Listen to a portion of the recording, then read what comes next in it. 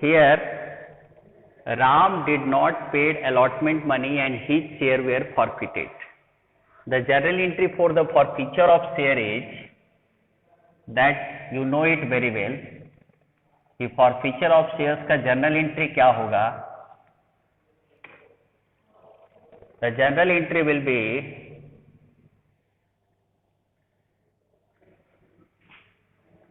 share capital account debit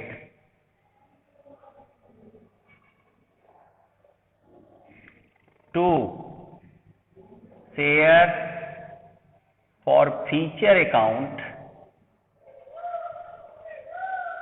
to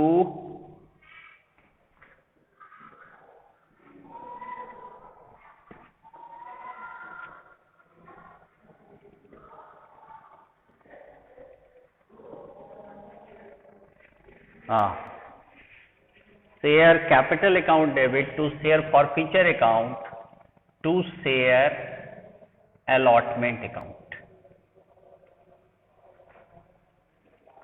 Clear? In this allotment, and what amount you have to write? Look at that carefully, everyone. In forfeiture, in share capital में आप amount कैसे लिखोगे? किसका share forfeit किया जा रहा है? Ram share is forfeited, that is 500 share. Ram share forfeited, that is 500 share into called up value. कल मैंने बताया था आप सभी को, into called up value.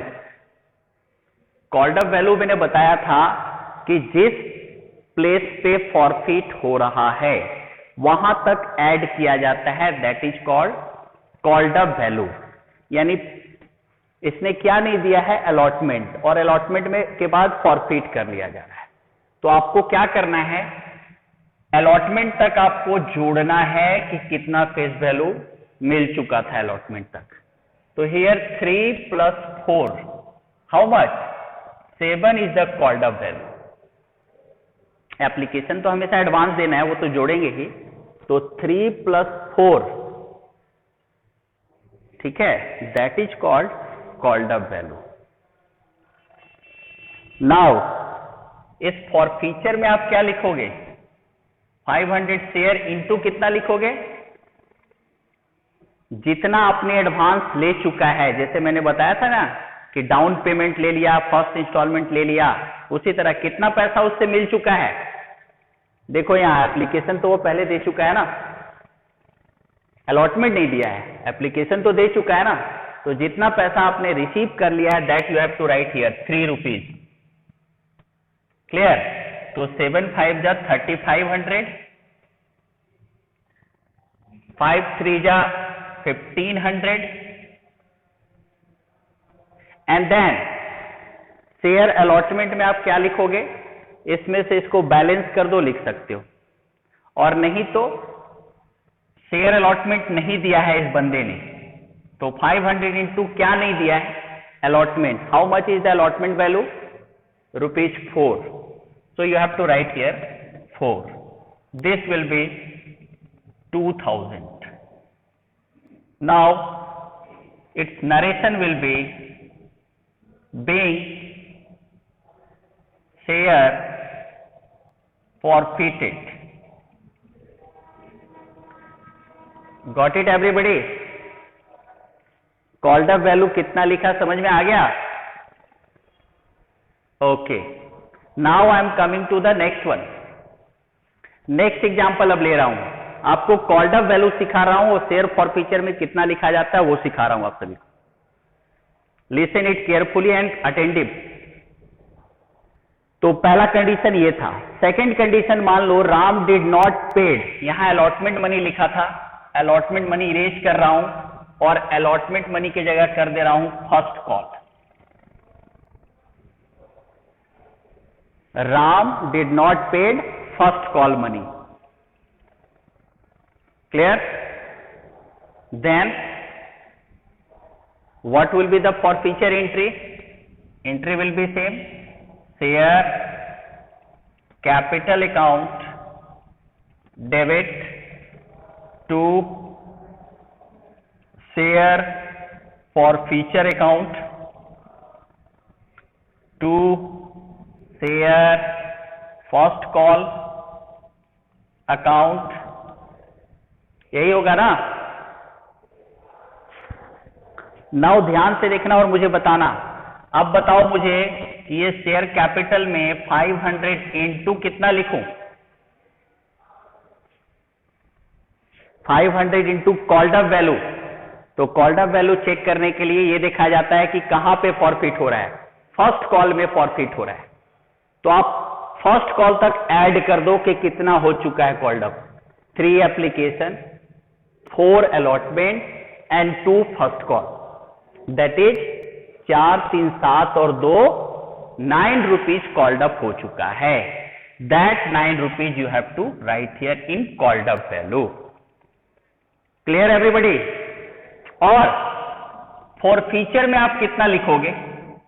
For future में बार बार आपको बोलता हूं मैं कि आपको वही अमाउंट लिखना है। You have to write that amount, you have to write that amount which you have received from holder, जो कि एडवांस में आप रिसीव कर चुके हो। तो क्या क्या ले लिए हो? फर्स्ट कॉल सिर्फ नहीं दिया है, लेकिन एप्लीकेशन और अलॉटमेंट तो दे दिया है ना एडवांस में। यस, तो एप्लीकेशन अलॉटमेंट कितना हो जा रहा है? Application 3, allotment 4, that is 7 rupees. Now look at here, in forfeiture you have to write 7 rupees. Clear? And first call इसने नहीं दिया है, तो how much first call value is? First call value is ₹2, that you have to write here ₹2. So now you can put it 4,500, 3,500 and 5 2s are 10, 1,000. This is the forfeiture entry. Got it? This is the second condition, when the shareholder did not pay first call money and his share were forfeited. Got it? Now come to the next one. Now come to the next one. I am changing here. Look at that. अब मैं first call की जगह थोड़ा सा change कर दे रहा हूं क्वेश्चन। मान लो शेयर होल्डर ने फाइनल कॉल नहीं दिया, he did not paid final call money. Clear? मैं आप लोग को इस क्वेश्चन से सिर्फ इतना सिखाना चाह रहा हूं, यू मे अंडरस्टैंड कि that how much called up value will be in every condition. Called up value कितना लिखना है, and also in forfeiture what you have to write. Clear? Okay, now if final call has not paid, then what entry you have to pass? You have to pass share capital account debit to share forfeiture account to share final call account. Got it? What you have to write?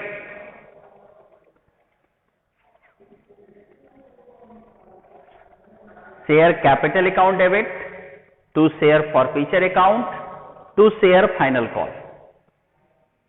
Now again I am coming to the here ki how much is the called up value? 500 share is clear. How much is the called up value now? तो you have to check कि भैया कहां पे forfeit हो रहा है। तो इसने फाइनल कॉल नहीं दिया, इट मीन्स फाइनल कॉल में फॉरफिट हो रहा है। इट इज फॉरफिटेड और after final call. Clear? It is forfeited after final call. So you have to add up to final call तक पता लगाना है कि कितना रिसीव हो चुका है। 3 application, 4 allotment, 2 first call and 1 final call. तो you have received all ₹10। Called up value कितना हो गया? 10। कंपनी ने 10 कॉल कर लिया। Now in forfeiture what you have to write? 500 into what? Forfeiture में मैं बताया हूं आप सभी को कि बंदे ने जो चीज नहीं दिया उससे पहले वो क्या क्या दे चुका है। तो क्या क्या दे चुका, उसने सिर्फ फाइनल कॉल नहीं दिया, तो वो क्या क्या दे चुका है। हाँ जी, he has paid application, allotment and first call तो पेमेंट कर चुका है ना। सो ये हो जाएगा 500 इंटू 3 प्लस 4 एंड 2 9। तो फॉरफीचर में 9 लिखेंगे। और फाइनल कॉल कितना नहीं दिया है, final call is ₹1। So here it will be 5000 and it is 4500 and it is 500। Got it everyone? This one. This is the 3 condition in which you know कि what should be the called up value. Called up मैंने यहाँ 7 लिखा है, कैसे लिखा है, 10 लिखा है, how I have written, 7 लिखा है, how I have written, 9 यहाँ लिखा था। Then you can now understand कि सर वहां पे 9 कैसे आया, 7 कैसे आया, 10 कैसे आया। Now you understand. And for feature में 3 यहाँ कैसे लिखा, यहाँ 7 कैसे लिखा, यहाँ 9 कैसे लिखा। Now you have also understood this कि फॉर फीचर में हमेशा वो अमाउंट लिखना है which we have already received, which company has already received from shareholder. Got it? Now these are the 3 condition which help you to understand कि how to put the amount in forfeiture of share. Now one thing I am telling you that if in the question, listen it carefully, if in the question it is said that to open calls in arrear account, in question it is written that to open calls in arrear account, in that case what changing will be happening in this? Look at that, जहां पे आपने allotment लिखा है वहां पे सिर्फ क्या लगा देना है, एरियर लगा देना है। यहां पे आपने फर्स्ट कॉल लिखा, यहां लगा देना है कॉल्स इन एरियर। यहां पे आपने फाइनल कॉल लिखा, यहां लगा देना है calls in arrear. When if the question says that what, to open calls in arrear account, in that case in forfeiture में पर्टिकुलर नेम नहीं लिख करके कॉल्स इन एरियर लगा देंगे। Understood everybody? क्लियर है? Now come to the situation, the last situation I am telling कि in this situation what you have to do. Look at that situation. Suppose I am changing this question कि Ram did not paid allotment and calls money. Ram did not paid allotment and calls money, यानी allotment भी नहीं payment किया और calls money भी नहीं payment किया। इन that case what will you do and what journal entry will be pass? Understood? In that case, you have to check in the question कि when it is forfeited, after first call, after allotment या after final call. If nothing is written and it is only said that कि Ram did not pay allotment and calls money, in that situation you have to understood that it is forfeited after final call. Final call के समय forfeit हुआ है। So look at that, what entry you have to pass for that. Here share capital account debit to share forfeiture account to क्या क्या नहीं दिया, वो share allotment भी नहीं दिया है, टू शेयर फर्स्ट कॉल भी नहीं दिया है and to share final call भी नहीं दिया है। यानी जो जो वो नहीं पेमेंट किया है that you have to written here, वही यहां लिख रहे हैं हम लोग। यहां भी वही किए थे, अलॉटमेंट नहीं दिया था तो लिखे अलॉटमेंट, फर्स्ट कॉल नहीं दिया था तो फर्स्ट कॉल, फाइनल कॉल नहीं दिया था फाइनल कॉल। सो यहां इसने अलॉटमेंट भी नहीं दिया, फर्स्ट कॉल भी नहीं दिया, फाइनल कॉल भी नहीं दिया। Got it? So what amount you have to write. अब आपको समझ में आया होगा कि यहां पे अमाउंट अब कितना लिखा जाएगा, बताइए। 500 इंटू कितना लिखे, it is forfeited after final call. तो फाइनल कॉल तक पहुंचेंगे 3, 4, 3, 7, 2, 9 और 1, 10, 10 rupees. So you have to write here 10. Called up value is 10 and it will be 5,000. Clear? Now tell me in forfeiture how much you will write? Forfeiture में बोला था आपको कि जो एडवांस वो रिसीव कर चुका है तो इसने अलॉटमेंट से देना बंद कर दिया है, तो यानी एप्लीकेशन तो दे चुका होगा ना। तो this you have received, company has received ₹3, this is 1500. Clear? And now allotment में कितना, 500 into allotment था 4, 500 into first call था 2 and 500 into final call था 1. That you have to put 2000, 1000, 500. Now and debit and credit is equal. Now the debit and credit is equal. Got it everyone? Okay. Now मैंने अभी आपको बताया था कि अगर question में कॉल्स इन एरियर ओपन करने बोल दिया, that to open calls in arrear account, तो आप क्या करोगे? Simple, look at the changes. इन तीनों के जगह आप क्या यूज करोगे? Calls in arrear account.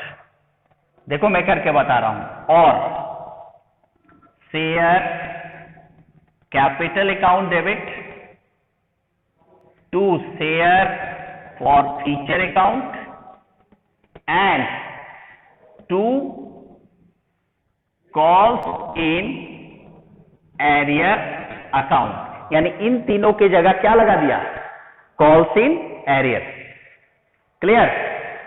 यहां पे अमाउंट तो आपको पता ही है, 500 इंटू कॉल्ड अप वैल्यू 10 हो गया, और फीचर में आपको पता ही है 500 इंटू कितना दे चुका है, वो 3 दे चुका है। अंडरस्टूड? तो here is 5000 and here is 1500. So how much is the balance that you will be putted into calls in arrear account? It will be 3500. Here you can also know how it is 3500. Look at that.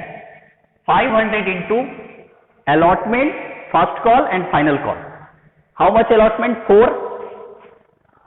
First call 2, final call 1. 4, 2, 6 और 1, 7. So you have to write here 500 into 7, 3500.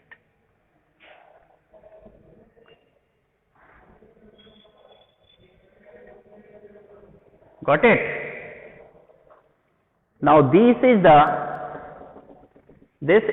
calculation of this.